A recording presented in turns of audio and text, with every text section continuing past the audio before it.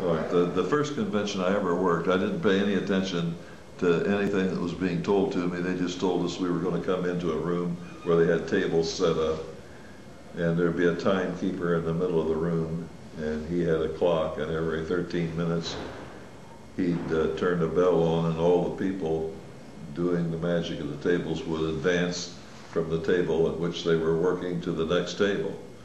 And I thought, fine, that's simple enough to understand.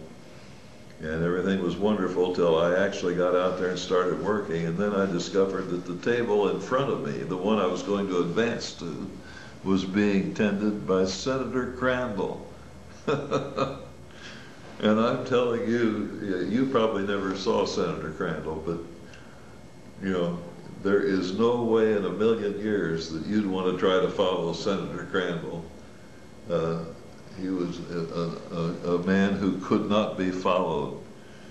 I walked up to the table after he'd left it, and they were laughing so hard, it took me 3 or 4 minutes to tone them down so I could do my bit, and it seemed so meager by comparison to what he had done that it didn't go over at all. And that's when I learned. There aren't many people in magic like that, but if there are, make sure that you're not following them the next time you work a magician's convention. What did he do specifically? I know who he was, but I never saw him. So. He was almost he was similar to an insult comedian, like Fat Jack Leonard. He reminded me a lot of Fat Jack Leonard, who I used to go see. And he'd pick on people and just devastate them. And he'd have people in such a state that after 15 minutes or 13 minutes or so of listening to him, no matter what trick he did, they'd be laughing so hard they'd almost be on the floor. But he was always on. I had lunch with him a few times when I lived in Chicago, and he was on all the time. And probably one of the funniest people in magic at that time. And so years later, just a few years ago in fact, I was being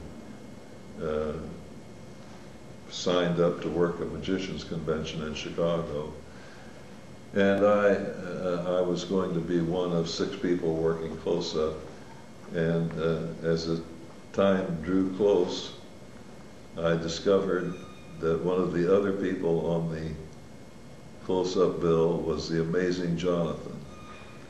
And I could just see what was coming. I was going to, no matter, I thought there won't be anything that I can do to solve this. I'll end up being the guy that follows the amazing Jonathan, and he's about as funny in his way today as Senator Crandall was many years ago. And at the last minute, the amazing Jonathan had to cancel, so my fears were allayed and I didn't have to follow him. But you wouldn't want to follow Senator Crandall, and you wouldn't want to follow the amazing Jonathan.